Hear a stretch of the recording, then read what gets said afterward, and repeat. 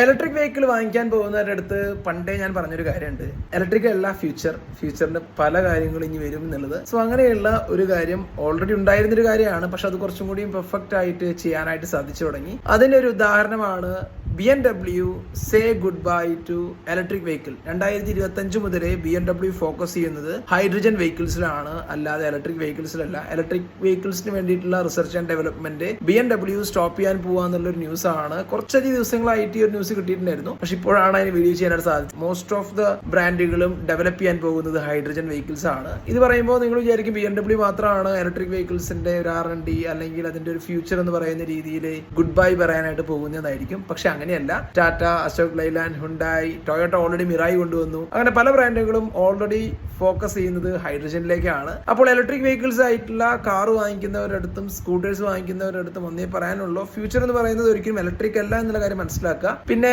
ഇപ്പൊ വാങ്ങിയവരുടെ അടുത്ത് വേറെ ഒന്നും പറയാനില്ല. കാരണം നല്ല രീതിയിലുള്ള ലാഭകരമായിട്ടൊരു കാര്യം തന്നെയാണ് ഇലക്ട്രിക് വെഹിക്കിൾ എന്ന് പറയുന്നത്. പക്ഷെ കാറിലൊക്കെ ഇൻവെസ്റ്റ് ചെയ്യുമ്പോൾ ഒരു കാര്യം എനിക്ക് പറയാനുള്ളൂ, നല്ല രീതിയിൽ നിങ്ങൾക്ക് ഓട്ടം ഉണ്ടെങ്കിൽ മാത്രം കാർ എടുക്കുക. ബൈക്ക് ഇപ്പോൾ അത്രയും എക്സ്പെൻസ് അല്ല, പക്ഷേ കാർ എന്ന് പറയുന്നത് വളരെയധികം എക്സ്പെൻസ് ആണ്. ചുമ്മാ വീട്ടിലെ കാർ കയറ്റിയിടാനാണെന്നുണ്ടെങ്കിൽ അത് വാങ്ങിക്കാതിരിക്കുകയാണ്, ഇലക്ട്രിക് കാർ വാങ്ങിക്കാതിരിക്കുകയാണ് ഭേദം. അതിനും ഭേദം നോർമൽ ആയിട്ടുള്ള IC എഞ്ചിൻ ബേസ് ചെയ്തിട്ടുള്ള ഒരു കാർ വാങ്ങിക്കുകയാണ് നല്ലത്. സോ എന്തായാലും ഈ ഒരു കാര്യം നിങ്ങൾ ശ്രദ്ധിക്കുക.